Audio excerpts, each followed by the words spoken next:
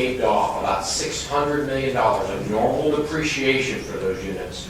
So the ratepayers will not be in any worse situation than they would have been today with no change. Mr. Chairman, they'd actually be better off under that scenario because we've saved, or somebody saved $600 million. Right. What I meant was, it's just the normal depreciation over that period. Okay. Yes, sir. Thank you, Mr. Chairman. Well, that last statement was the one I understood finally the most here. What a mess this is. The easiest way to explain it, that the EPA is just wonderful stranded. They've stranded the public when they come out with all this stuff. My question to you is, trying to understand all this, I think I get what you're going at. The part I don't understand, if you could explain it again, if you already did. One, why you included AP in this, and they don't have as many stranded costs as you do. So why would you want to include them, and how does it affect their returns? Okay.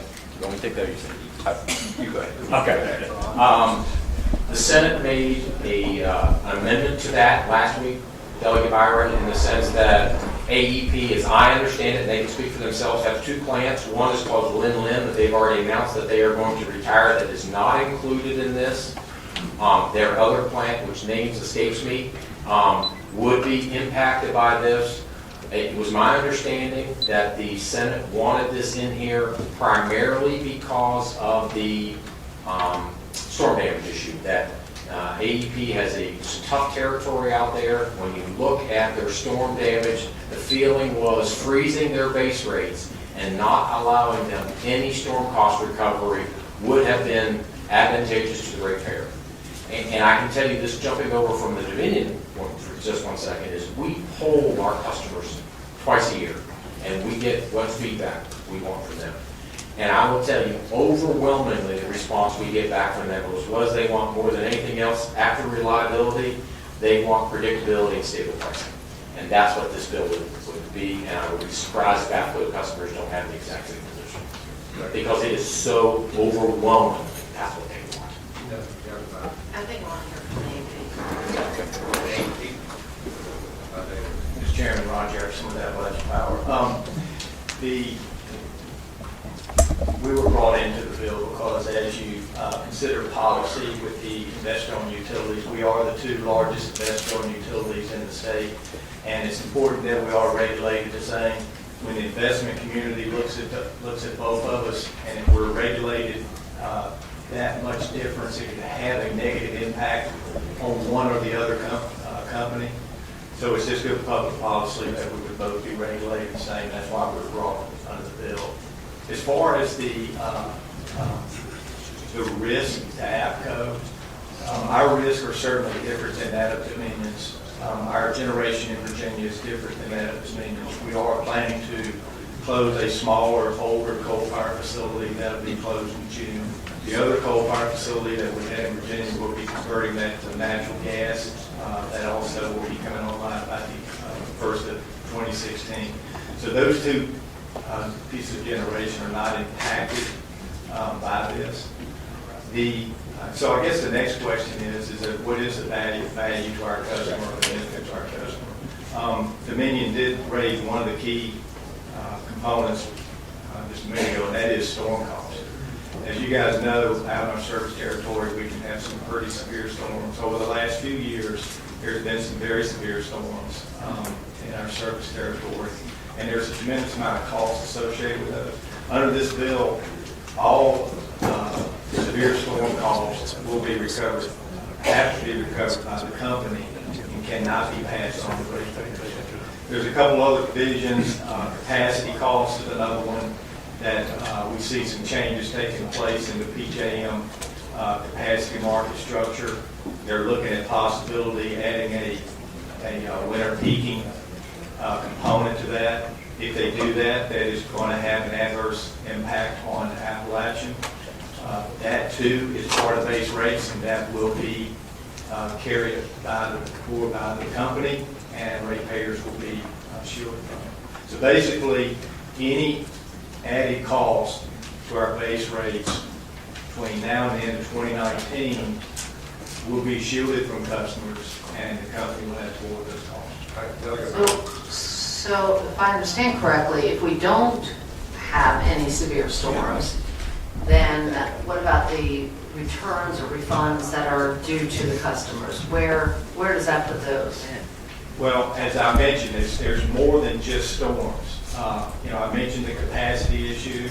We also have security investments that's going to be coming to distribution facilities, all of those type of costs, before and base rates. If we have an outage to one of our generation facilities, those are costs that can wind up in base rates. Any cost that's in base rates, any increased costs in base rates, the company would have to avoid those costs. But aren't those ones that you would go to the SCC for anyway? Well, they would be in the normal course of now in a biannual. That's correct. And we don't usually freeze those. So this is really set up for the EPA, stranded costs, and the things that you anticipate coming out of that policy, is it not? That is Dominion's risk issue in this provision. That's correct. As I indicated for APCO, our risks are different. It's not that we don't have any. Our risks are different than that of Dominion. If we wanted to look at 111D and the possibilities of risk for APCO and 111D, one area that we would look at is one of the building blocks is having to improve the efficiencies on our existing coal-fired facilities. Any type of improvements that would be required from APCO on those facilities would have to come through base rates. All right, Delegate B. Mr. Chairman, I have what I hope is one question for maybe for Senator, maybe for Mr. Weekly. And y'all said this sort of piecemeal throughout your answers. I want to try to just boil down to one really simple question, see if I can get a good tight answer. You obviously owe some obligations to your ratepayers, and those obligations are overseen and managed by the State Corporation Commission. Ultimately, you owe fiduciary duties to your shareholders. And so there's a lot of talk in here about shifting risk from ratepayers to shareholders, making sure shareholders have the burden of some of these things that maybe normally fall on ratepayers. So in light of your fiduciary duties to your shareholders, explain how that balance is working, how you're meeting your fiduciary duties to your shareholders while still providing the benefits to your ratepayers as you're outlining in your presentation. Yeah, Delegate Beebe, it's a good question. First of all, you're exactly right. We have responsibilities to both.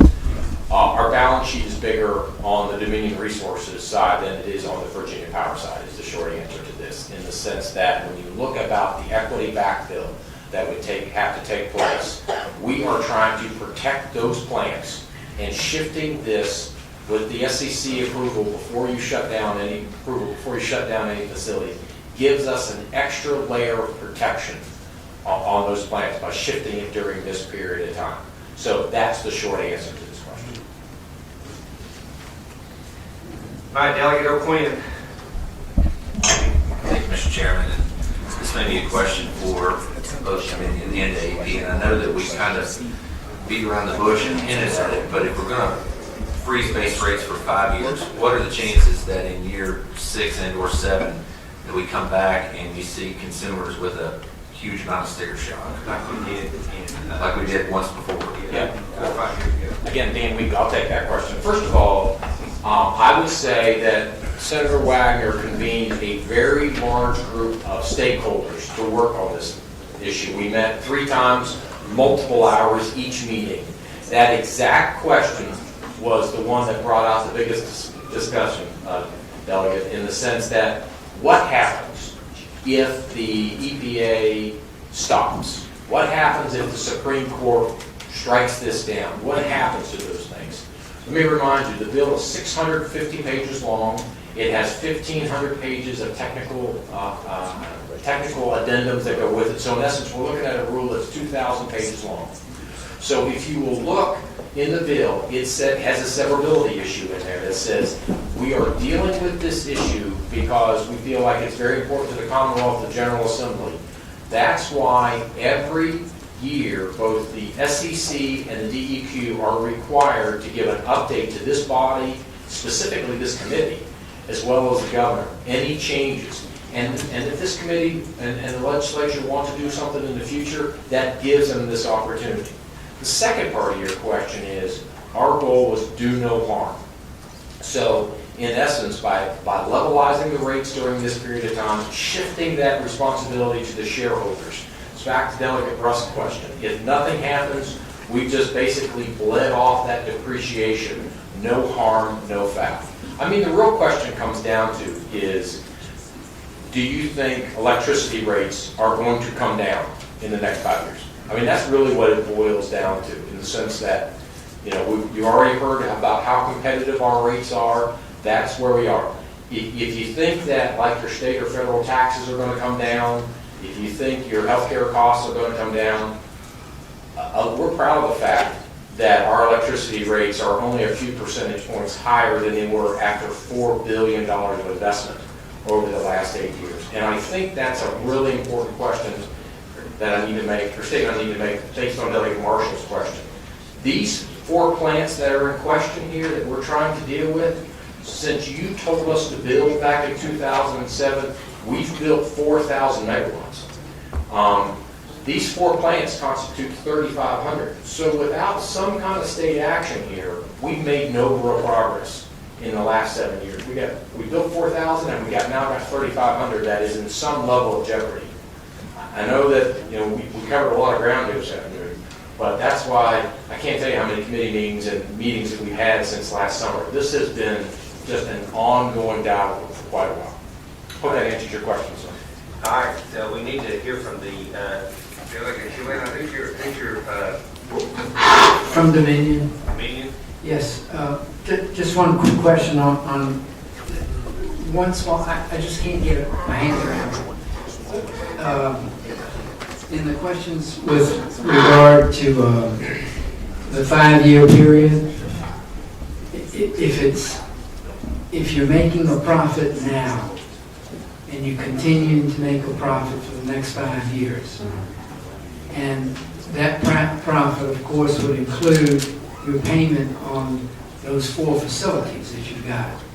So that means you're making money on your investment on including those 4 facilities. Is that correct? Well, when we make a profit, I mean, you're assuming that everything will stay levelized during that period, I think is your question. So we could over-earn or under-earn during that period of time. So let's say that you over-earn, okay? After, if I may, Mr. Chairman, after the 5 years are over, and you've over-earned every year, and taxpayers have been paying that rate, okay? I'm confused on when you come back at the end of the 5 years, do you go back to what the rate was? Where do you go back? Yeah, I think your question is what rate will you be looking at on January 1st of 2020, if I understand you're correct. That's correct. So what you would have then is that the rate would be determined what on the base rate portion of the bill would be today, plus whatever adjustments the SCC has authorized in new facilities and fuel during that period of time. So that's what the rate would be on January 1st of 2020. Mr. Chairman, just one question further. So that means that the rate will be frozen, but that will be 1/3 or 2/3? The part that's not frozen is the 1/3 that the SEC still maintains full jurisdiction over. So that would mean that for the 5-year period, our consumer bills would go up. If cost of fuel goes up and cost of whatever it might be, if your costs go up, that part will go up in rates. Potentially. Potentially. But they could go down, and I'll tell you why. Because the customer, a big portion of this bill, as Senator Wagner indicated, a big portion of the rate reduction that residential customers are going to get as of April 1st, as well as commercial and industrial, half of that is the fuel that we've been able to acquire in the last 12 months, Delegate, because fuel costs have